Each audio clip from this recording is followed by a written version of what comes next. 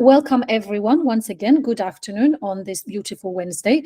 Very happy to see you here today, and also very happy to introduce Mitul to you. So Mitul is one of the freelancers in Juno community who has worked in a variety of different roles, and he's probably going to tell you about it a little bit more and a little bit better than I could.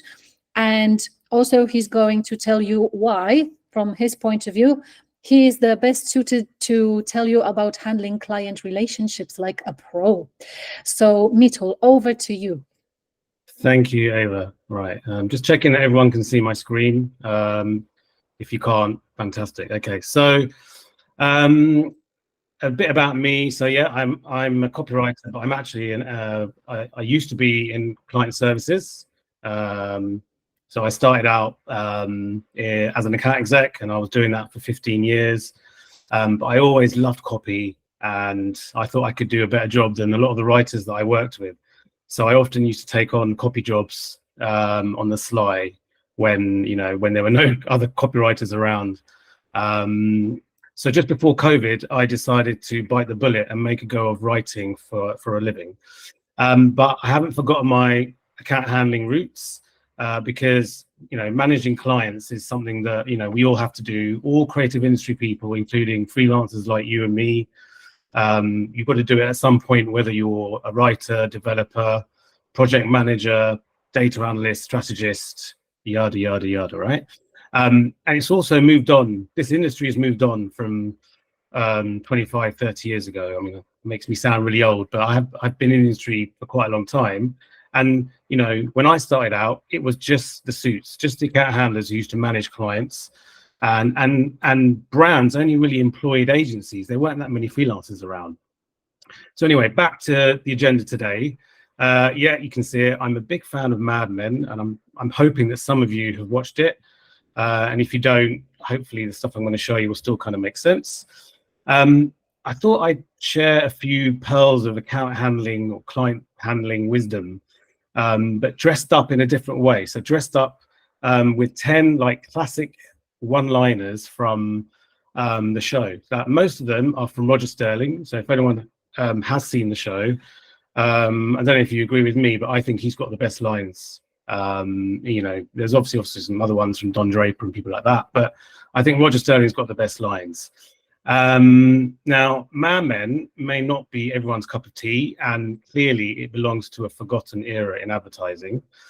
But I actually think a lot of what they did, and importantly what they said, still holds true as sound business advice today.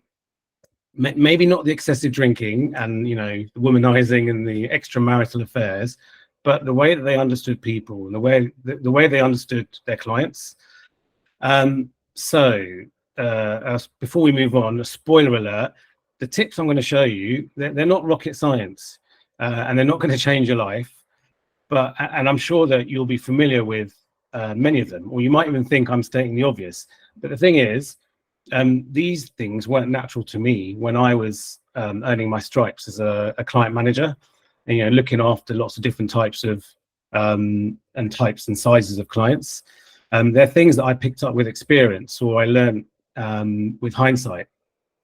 So if by the end of this talk you haven't learned anything new or useful, I sincerely apologize. But if this talk has piqued your interest in watching Mad Men for the first time or rewatching it, well, I'll take that as a big thumbs up, a big positive, and my job is done, or at least half done. And yeah, we'll have time for questions at the end, so obviously you can put them in the comments or ask me directly at the end. Right, let's crack on. So number one, big accounts require a golf and dining offensive. So we're beginning with some very extravagant advice from Roger Sterling about building client relationships. Now, clearly, these days, golf and dining is not par for the course. Excuse the very cheesy pun there.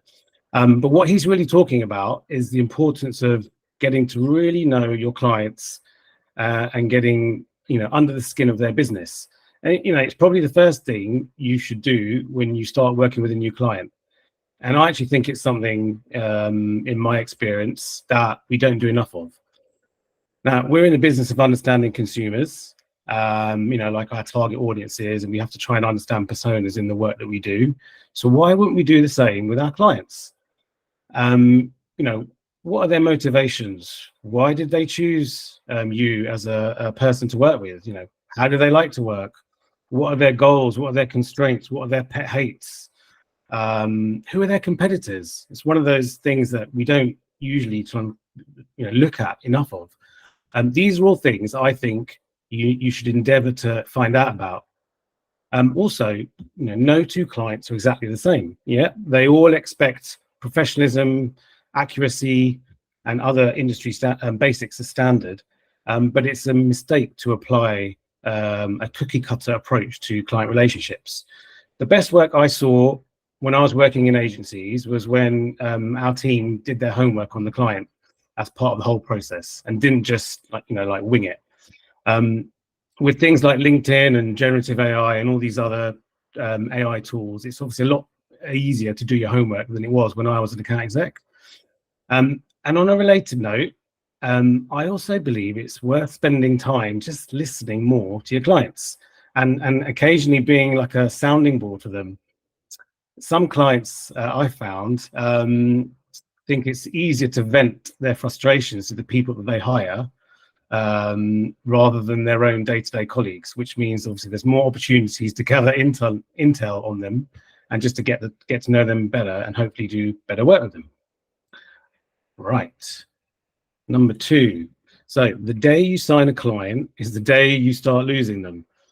Now, to most people who are familiar with the show and Don Draper, this is about the importance, I think, of winning new clients, which is the lifeblood of any agency or freelancer. And that's certainly true in the current climate, where clients seem to be prioritizing value over reputation, and where big hefty client retainers are a thing of the past. But I also think it's a prompt for nurturing your clients, the ones that you already have, and nurturing them as soon as you have got them. Because the first weeks of a new relationship arguably are the most important, because first impressions last, right? And organic growth and repeat work is just as important as new business growth. I think in the last year, I've got more work from the same clients than I have from lots of different other clients. And I know that, that's very different for other people and other freelancers. But I think nurturing that relationship at the beginning really helps. An old manager once told me to treat each day in a client relationship like it could be our last. Now that sounds like really extreme advice, but what he was saying is that success is really fleeting, and I've found that over the last few years. Because of that, we should start nurturing the client straight away so that we stand out against other agencies, in the roster. It doesn't have to be about doing work for free. It could be about showing little acts of kindness, or just doing things to help your clients look good in front of their bosses. Just showing them that you kind of understand them in a way better than they know themselves. Which leads me nicely onto the third quote. We have no other clients. If Lee Garner Jr. wants 3 wise men flown in from Jerusalem, he gets it. So this is Roger Sterling talking about the Lucky Stripes client, who at one point in the show was their only client and someone that they desperately needed to impress. And at its core, this quote is about making your clients feel like they're your only or your first priority, even if that's clearly not true. It reminds me of another saying, perception is reality. In other words, the perceptions that consumers have of a brand can have a big impact on their decision to choose that brand. And the same thing applies to client relationships. If clients perceive that they're low on your to-do list, then sooner or later they're going to find someone else who does put them first. And I know in freelancing it can be tempting to just do the minimum, just do enough to complete a job. You're not getting paid for all that other stuff. But it is worth remembering that you're only as good as the last project that you did. And the other thing is that clients don't really care that you have other clients. I remember I made this mistake when I first started out, that I mentioned, oh, we can't do this because we've got other client work, and I was very naive, and I never said that again. All they care about is that you're going to do the best work possible for them. So it's not about coming across as desperate. It's about being proactive. It's about being helpful and adding value. So one example I've got here is when my teams used to present concepts to clients, like new creative concepts, I always insisted that we give our clients a creative rationale deck. Basically a very simple presentation that articulated the idea, the key visuals, the thought processes behind it. And it was something that our immediate clients could basically share very easily with their senior stakeholders, without having to explain the creative idea really badly themselves. Because what I found is that some creative ideas, they live or die in the first few weeks, when they've actually been presented on to their wider teams. So I think this is the kind of example I mean by giving added value, and making them feel like they're your first priority. Just doing things that are really, really helpful. Okay. Stop writing down what I asked for and try to figure out what I want. Now, this isn't actually from Roger Sterling or Don Draper. This is from a Heinz client who was talking to the copywriter Peggy Olson. And it sums up that quite thin line, I think, between doing what the client says in the brief and reading between the lines of what they're not saying. We've all had those, really ambiguous briefs that just make no sense at all and seem to contradict themselves. And sometimes the stars align and the brief might be really obvious that you don't need to clarify what the hell it's going on about. But in my experience, that's the exception, not the norm. So what usually works for me when we get a client brief, or when I read a client brief, is to first play back to the client what my interpretation is of what they actually need versus what the brief asks for. And that might be that, you need to articulate a broad creative approach or a direction that you agree with the client before you do any real work. Now, that still requires a bit of probing and digging under the client bonnet, but it will help steer you in the right direction and hopefully help you avoid, multiple rounds of creative work. Your client might not be good at explaining exactly what they're after, but they might be able to indicate what good does and doesn't look like. I also think this bit of work is a better alternative to writing and then asking a client to sign off a full-blown creative brief. Now, believe it or not, when I was working in agencies, before we did any work, after we got a client brief, we would write a creative brief and get our clients to sign off that creative brief. Now, we did that, but I think over time it's become a process that's maybe just a bit too bloated and potentially unnecessary. And it's also a luxury as a freelancer, particularly if you're working with, a small business owner or an entrepreneur. So I think, a classic example of reading between the lines, I'll give you an example here, was with a banking client. And they once briefed me and my team to create a logo and a new name for a subsidiary brand. So when we probed deeper and asked, what was the key benefit of this subsidiary brand, they couldn't actually tell me, like, equivocally, it's this, it's that. And so we very quickly realized that they didn't have a proper USP. They didn't really have any positioning. So we ended up agreeing to do this bit of key strategy work up front before we designed any logos or we did anything else.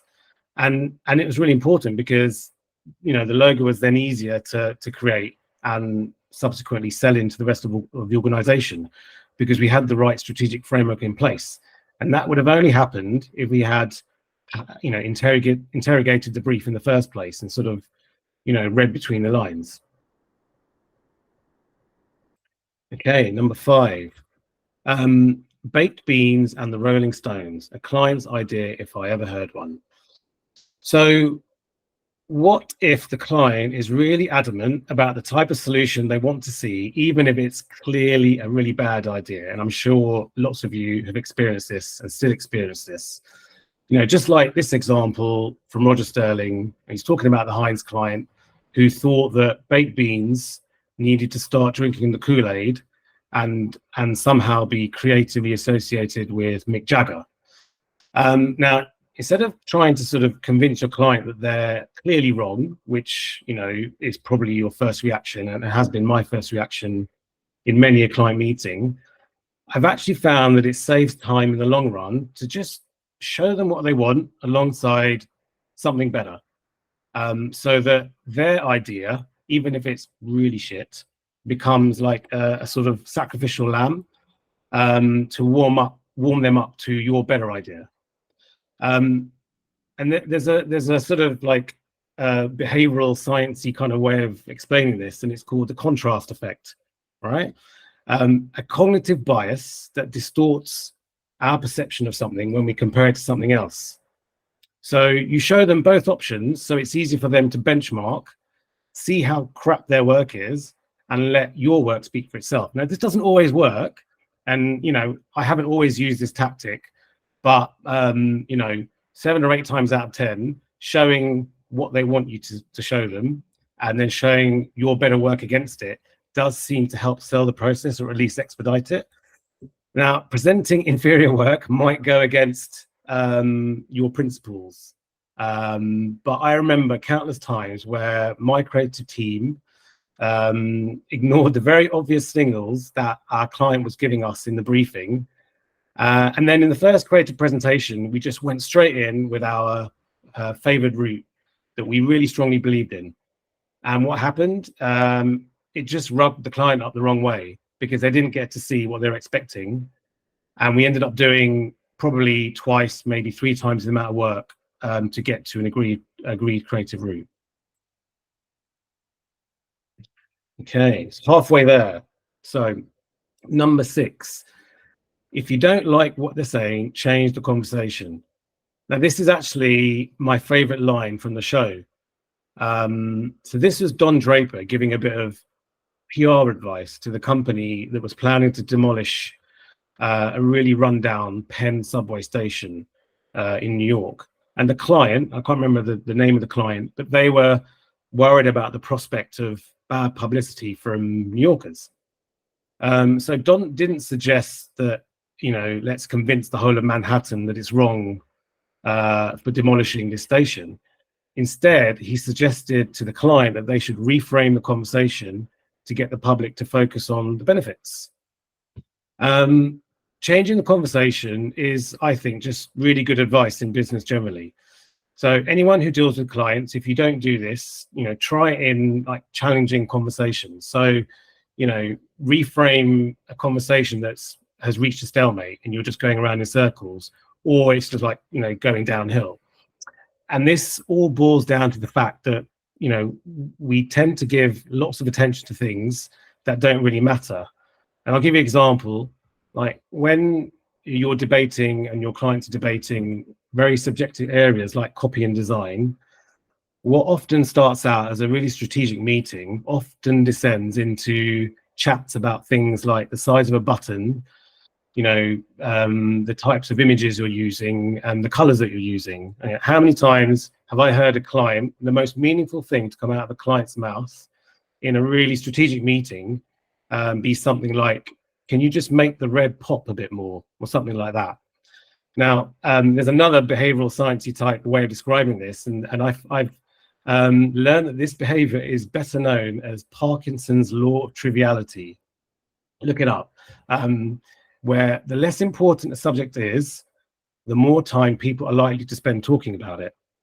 And we all tend to have opinions on things that we understand, and we're less likely to, you know, chime in on topics that we don't know much about or that we can't relate to. But taking ownership of these types of, you know, conversations with clients, not only does it let you tap into their enthusiasm and make them feel like their opinions matter, but it also does it without making them think like they're the creative director, which obviously you don't want.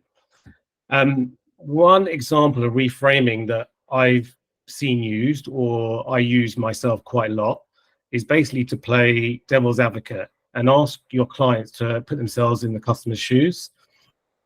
So for instance, when they're convinced that they want to see a certain word or a certain image or a certain idea in the campaign, ask them, well, okay, would your customers really care about that?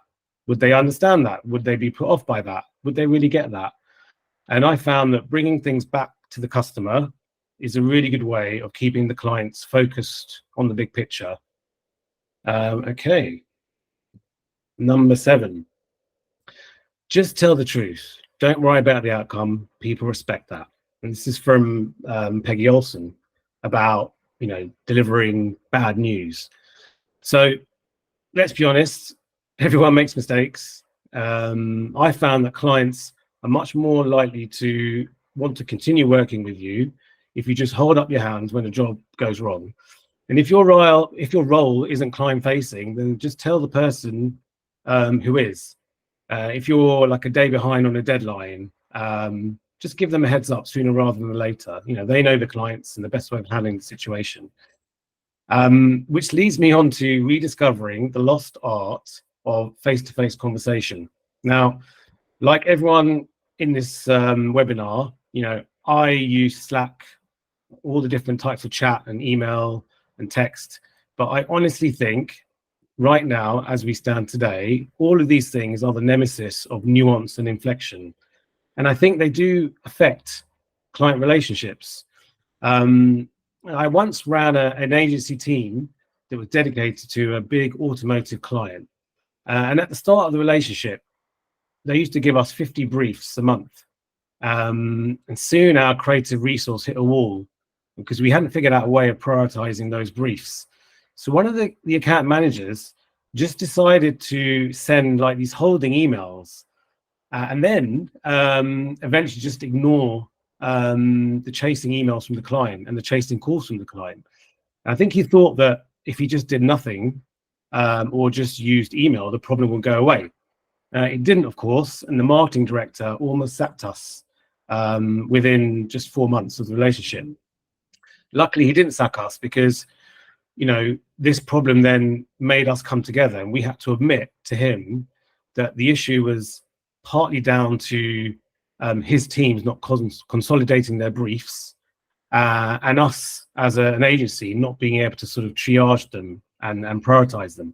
So we ended up collaborating on a new briefing template and a screening system that ensured that we didn't receive duplicate requests, and also meant that we were able to service the most important briefs more effectively. So the moral of the story is, when you've got these key moments, bad news, try and meet face to face, try and pick up the phone and talk it through. Don't rely on Slack or emails, especially if a job's not going well, and often if you need to say to your client, I need help, do that in person as well. These kind of things are definitely best delivered in person.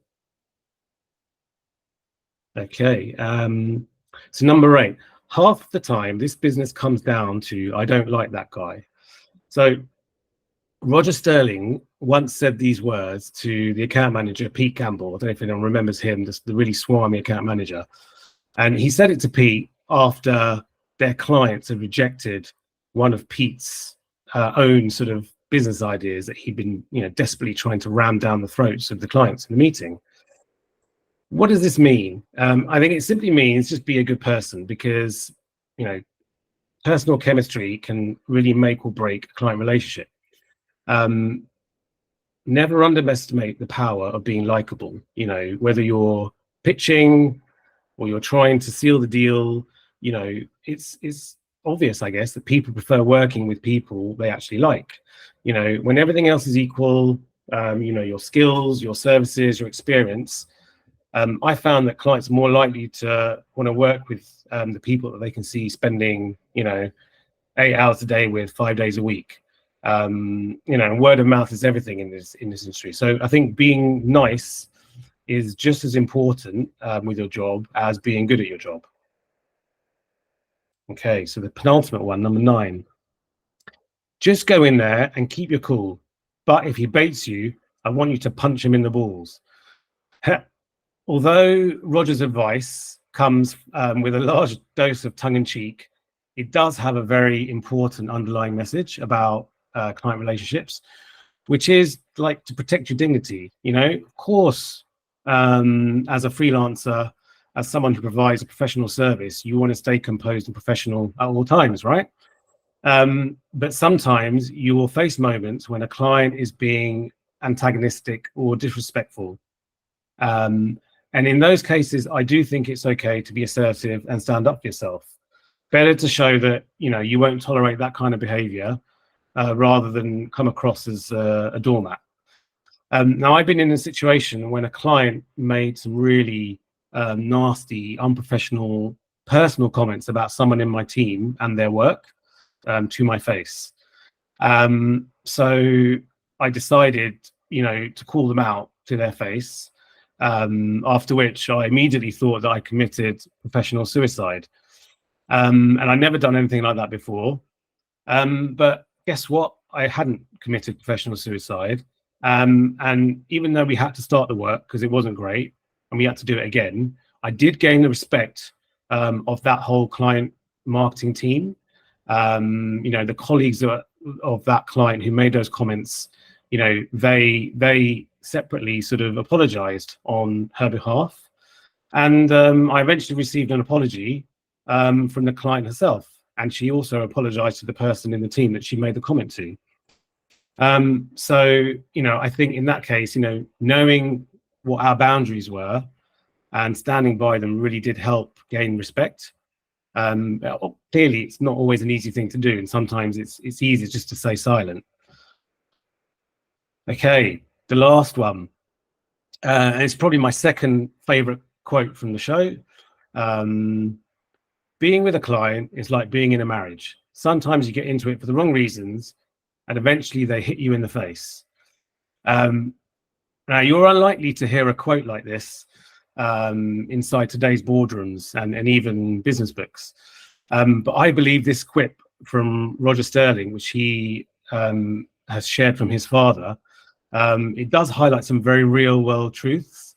Like you could interpret it as learning how to stay the course, because, you know, just like in a marriage, building and maintaining a successful client relationship, it requires a lot of dedication, a lot of effort, and, you know, and hard work. But rushing into a professional relationship without considering whether you're compatible or whether you have the same values, it can lead to problems down the line. So my key takeout with this is that, you know, it is okay to sometimes turn work down or stop working with a client if it doesn't feel right, and you're literally losing sleep, you know, losing hairs, losing people over the way they act. You know, we've all had this, I think. You know, if you've been held to ridiculous timelines, you've been ghosted, you know, they've ignored your invoices, they've, you know, you've experienced gazundering. That is a word. It's like the opposite of gazumping. When something doesn't sound right with a client, it probably isn't. And it is okay to trust your gut and just say no, or no more. Even if your head is saying, no, I've got to do it for the money, it's a recession. And look, you know I've been in that position recently, and I'm sure a lot of you have. So if you do end up doing the work and it wasn't something to be proud about, don't take it personally. You know, you added to your portfolio, you learned something new, you did the best work you could, move on. Okay, and that's a wrap. You know, that's my 10 tips for handling client relationships like a pro, with a bit of assistance from the guys at Mad Men. Thank you for your time and for listening to me rambling on. I hope you found some of these useful, and you know, you might be able to apply them to your work. So obviously we've got a little bit of time left, I think, Eva, for questions and for Q&A. So if you have any, the stage is yours. Thank you, Mitul. Yes, we definitely have time for questions. So feel free to raise your hand or use if you cannot speak, just type the question in the chat and we're going to read it out for everyone to see and for Mitul to answer. So this is your time. This is the bit when everyone's embarrassed to ask questions, isn't it? Or maybe everyone is, typing. Greta, go on, please. Yeah, that was my question. Sometimes, as you have said, it happens we are actually full, so we already have work from other clients, and then another one comes up and says, "Hey, I need help right now and for tomorrow, or even yesterday, if they can." So, what is your advice like to answer to them if we cannot actually say, well, I already have work right now, so can we be like direct, or is it better to formulate in another way? It's a tricky one. I think I would not give them an answer straight away, first of all, if they put you on the spot. And I think I would assess there is that risk and reward sort of dynamic. If taking on that client is going to materially affect the standard and quality of work that you've got with other clients, then, and obviously it depends on how much the work is worth, then it's probably worth turning it down. And I know that sounds like a bit of a knee-jerk reaction to make, but sometimes if you say to a client that, do you know what, I want to just do this for you, but I don't think we're going to be able to do it justice and do a really good job, they respect you more for it, and we'll remember that and come back to you, rather than if you say, yeah, we can do it, and then you end up, and like the example that I quoted, you end up not being able to deliver it for them. I don't know if that helps at all, but I understand it's a very tricky situation, particularly right now. We're in a global recession. But if you work for a small agency, you don't have the luxury of lots of different, other sort of creative teams. I think you've got to be really honest and protect the clients you already have, especially if they're really good ones, because what you don't want to do is piss them off because you've dropped balls from their work. Thank you very much. It's okay. Thank you, Greta. We have 2 questions on the chat, and I'm not sure if Anna and Victoria can unmute themselves, so I'm just going to read them. The first one is, have you ever been in a situation where you presented the client's own bad idea alongside yours, and then they picked the bad one? Yes. And so the first time, it's happened a lot of times, actually. The first time it happened, I felt really bad because I know that the creative teams were desperately trying to avoid this. And I said, I don't think they'll go for it. But they did. And we still presented other ideas and we left them sort of on the table. But what happened was that we went with the idea that they liked, and it didn't perform really badly. Sorry, it didn't perform very well. So it gave us the opportunity to test the ideas that we wanted to go with and that we recommended. As I said, it doesn't always work, and sometimes they, they kind of like call your trump and sort of go for their idea, and you've got no option. But I think sometimes you just got to like let it pass. It's a job, and move on to the next idea, and more times after that they will probably go with the recommendations that you give them as an agency rather than go with their own. Thank you. You reminded me of another great film pop film, pop culture symbol, which is the movie called Big Fat Greek Wedding. There is a scene in this movie where I think the daughter and the mother are trying to convince the father to do something, and the mother says he will only do it if he thinks it's his own idea. So very much on point here, I feel. And you know what? There's another sort of nuance to this, that if you're worried that they're not going to buy your idea, if there's a way that you can frame that idea that it's somehow coming from the client, or the client has helped to formulate that idea, that's another way of getting it over the line. If you can involve them in your creative process, not literally get them to come and work for you, but if you can say that, this idea is actually this has been influenced by stuff that we've that you've told us and you've done before, or something that you've said, that's one way of getting it over the line. We have two more questions. Actually, we have really good questions today. Okay. It's really cool. Victoria is asking, how would you deal with a client who's a friend and is using that relationship to sidestep your processes?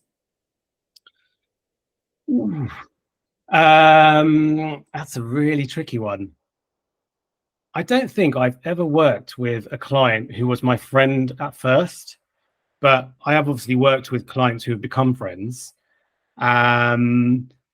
So I've never experienced that. But what I would say is, I think if I did work for someone now who was a friend of mine, I would, and I'm saying this as if, yeah, I'll definitely do this, and maybe, in the heat of the moment, it might be different, but I would like to think that I would say, look, we're friends, and this is a professional contract. And, within the professional environment, this is the way I'd like to work, because I'm giving you a professional service. Outside of that, we're mates. So I would like to think that I would ask them to respect my processes. If I've already given them mates rates or some other kind of benefit, that's different. But in terms of the processes and sidestepping things that you normally do for other clients, I would basically nip that in the bud right at the beginning. Thank you. We have a very similar question. So we have two, but let me ask them in a slightly different order, because the other one is related to what you just said. So Gloria is asking, how do you handle a rude and inappropriate clients that have a relationship with your siblings? So again, we have this kind of relationship thing here. So you probably don't want to hurt someone's feelings because they know someone, they're either your friend or they're a friend of your siblings. Would your advice be the same, or? I think so. I mean, that's quite a unique one. But so is it like, your client is related to, or is in a relationship with, or is a friend of your brother or sister? Wow, that's a tricky one. I think it's the same advice, because ultimately, and I tell a slight lie that I have worked for a family, like a first cousin before, and it was obviously directly my cousin. It wasn't someone that was related to someone that I knew, or it was someone that was in my family. But we agreed right at the beginning, look, I know we're friends, I know we're family, but we've got to keep this as a professional relationship. So it was basically the same thing. These are the ways in which we're going to work. We kind of agreed those ways of workings at the beginning, and then that really helped. And then we both saw it as a professional relationship. Thank you. I feel that if Mad Men screenwriters ever have to write another series, they can use the questions from this chat, because it looks like, there's a lot of drama involved. I mean, those last two questions, I haven't come across situations like that, but obviously they happen. But I go back to the fact that, whether you're working for your wife, you're working for friends, or you're working for people that are, you have a professional relationship with, you're providing a service, and you've got to ensure that, they've got to respect your service, and likewise you respect them, and it's still a professional interaction at the end of the day. We've got one more question from Winnie, a very interesting one. Okay. Can we sack the client? So if halfway through a project, Winnie says, and we realize that it's impossible to work with the client because they're super difficult or keep changing their mind, is it okay to sack them? Yes. I know this sounds crazy, and I have been in a situation where the client was so bad, and I'm not going to name the client or the agency that I worked for. It was a medium-sized client, but they had done several things. But the key things were they'd made the lives of a few people feel like they made them miserable. They'd been really nasty to certain members of the team, and they'd also just shown a real lack of professionalism in the way they were doing work with us. They'd sign off on ideas and then change their minds at the last minute, and then give us ridiculous timeframes to try and deliver them, and then blame us for not meeting those timeframes. So this came from the top, because I think our managing director didn't want to lose people and make them ill, and rather would keep them than keep a client who basically everyone hated. So he did actually resign us from the relationship. It's happened to me once. So I think in that case, it is okay. And this was a client that was paying, millions of pounds worth of agency fees. Sometimes people are more important than, the health of your team is more important than agency fees. The other part of the question was, is it okay to bill the client for the work you delivered? Yes. Or you sack them? Yeah, it's hard, but yeah, absolutely. If you stop a relationship halfway through, it's okay to bill them for the time that you spent and the work that you've done. And if it's sort of semi-amicable, then you'd hope that client would be like, yeah, okay, we'll pay you for what you've done. I realize in the example that you're giving, it might be quite difficult to do that, but I think seek legal advice if you can. But absolutely, you should feel it's okay to send them an invoice for the work that you've done to date, because you've still done that work, even if the relationship is, as long as you've done what they've asked for, then I think it's absolutely fine to do that. Thank you. Do we have any other questions? I think, I'm not sure, but I tried not to miss any in the chat, but if I have, please let me know.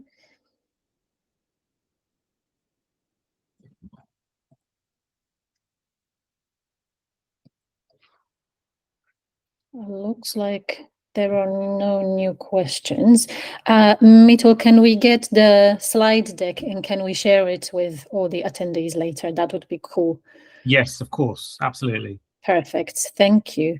Okay. Well, I thought that this actually, evolved into so many nice, interesting conversations later based on, your experience.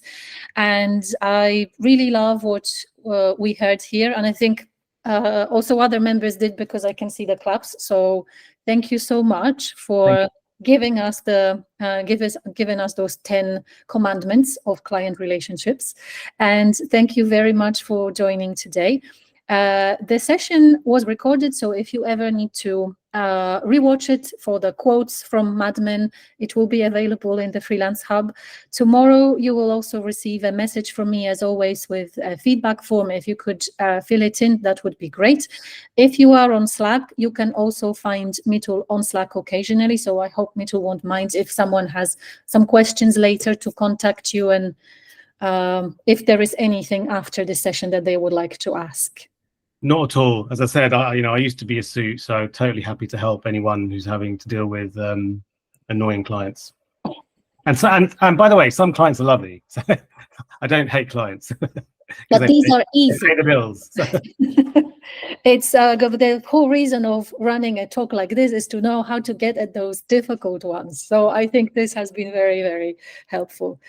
Okay, thank you so much, everyone, for joining then. Hope to see you next week at another event. And once again, thank you so much, Mitul, and see you later.